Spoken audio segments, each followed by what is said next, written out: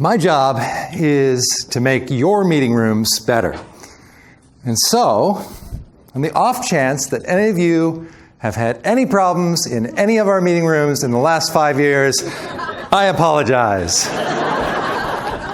But today, I'm going to tell you about some of my meetings. And we're going to start first thing in the morning, mid-August 2013. And what happens in mid-August at Microsoft? Annual rewards, that's right. I've just arrived at Building 122 for my rewards meeting with my manager. And I'm feeling lucky because I just got my favorite parking spot. Outside the garage, close to the entrance, lots of space on either side. And as I walk into the lobby, I check my phone and there's my review. Tap. Let's see how I did. Well, now, back then, we didn't have connects. We had reviews, long reviews. So I started scrolling.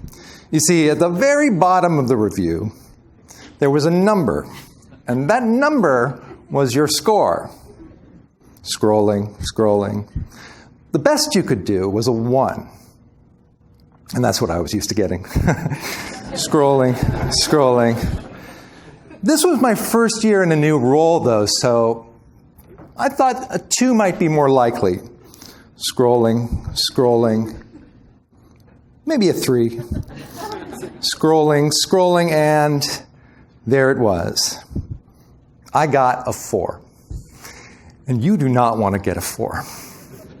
Let's just put it this way. The meeting with my manager started out with her telling me, now this doesn't mean you're getting fired. Wow! Awesome! Sometimes you have a bad day. Sometimes it's a bad week or a bad month. But for me, this had been a bad year. You see, this was not the worst meeting that I'd had that year. The worst meeting was 10 months earlier when my wife told me that she wanted a divorce. That was the meeting where I learned I wouldn't be seeing my kids every day. That was the one where I realized my life wasn't going to work out the way that I'd planned. And so, on this morning in mid-August 2013, after I'd finished my review with my manager, I sat alone in my windowless office, wondering why it was that the best thing that I had going on in my life was a great parking spot.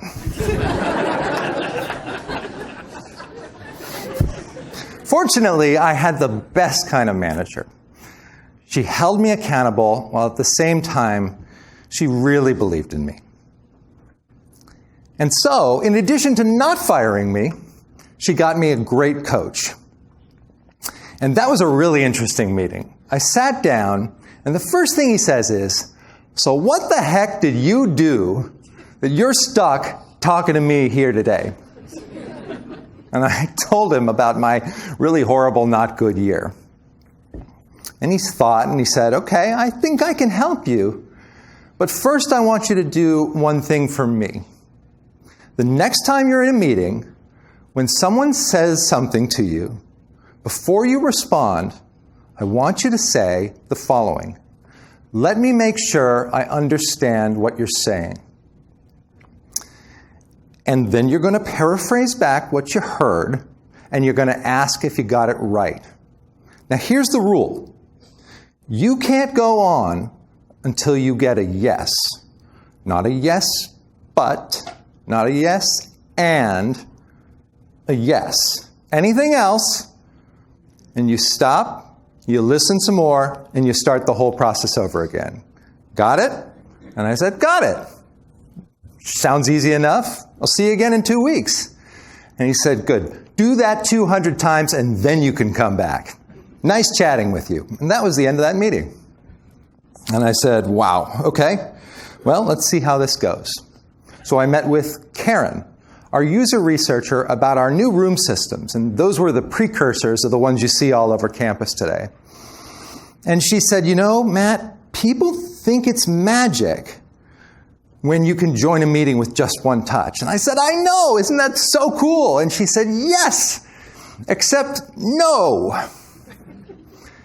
If you don't invite the room first, the thing is horribly confusing. Join doesn't work and people don't know what to do. And you know what? That happens a lot. In fact, it might happen more than it doesn't happen.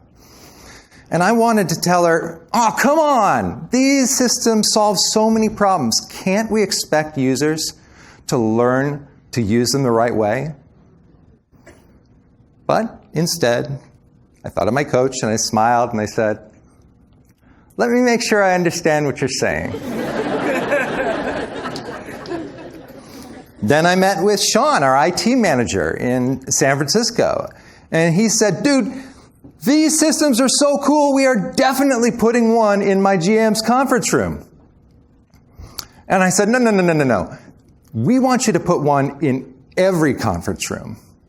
And he said, this system costs $30,000. Do you know how many conference rooms we have at Microsoft? 16,000. That's almost $500 million. Never going to happen. And I wanted to say, that's not exactly what I was saying. You don't understand, blah, blah, blah, blah. Instead, I said, let me make sure I understand what you're saying. And finally, I met with Jeff on our support staff, and I asked him how his teams were planning to support our meeting rooms. And he said, oh, no problem. We walk around to every meeting room on campus every 6 weeks, and we check to make sure everything is okay. And I thought, 6 weeks? Totally unacceptable. There is no way we can keep these systems online if we only check once every 6 weeks. But that's not what I said. Instead, I said, okay, so let me make sure I understand what you're saying. So what happened? Well, fast forward to today. Today, any of our room systems, you can take any meeting, a Teams meeting on any device you have, PC, phone, Mac, and send it directly to the room. It actually detects that you're in the room near the system. And that happens 1,700 times a day, and it's growing really fast as people discover it. It's delightful. That $30,000 room system, today it's $3,000. And we have them in over 4,000 rooms around the world. Customers have thousands as well. And we're deploying thousands more. And in addition to being deployed all over the place, we have a system where we get heartbeats on the device and all the connected peripherals telling us when it's down. So we have a chance of getting to that room and fixing that problem before you ever experience an issue. And for the first time in more than a decade, meeting room satisfaction has measurably and meaningfully gone up. And that happened because the teams working on it truly are working on what they know are the root causes. And what strikes me the most is how little I knew as a PM about what those root causes were, compared with how much everyone around me that I listened to did collectively. And so I believe that being a great PM begins with being a great listener. Sure, customer obsession and data-driven decision-making, these things are obviously about listening. But you can't create a vision unless you listen to what your partners are telling you they need to succeed. And you can't deliver the right outcomes unless you're listening to your engineering teams and what they're telling you. And you can't tell a great story about something unless you've listened to at least 200 stories about it first. Good PMs listen. Great PMs really listen. I have one more story I'd like to share with you. A few years ago, my ex-wife comes to me and says, Matt, I've decided I want to get my master's degree in genetic counseling in California. And I wanted to say, that is not happening. Ain't no way. I am flying down every other weekend for 2 weeks to see my kids. But instead, I said, so let me make sure I understand what you're saying.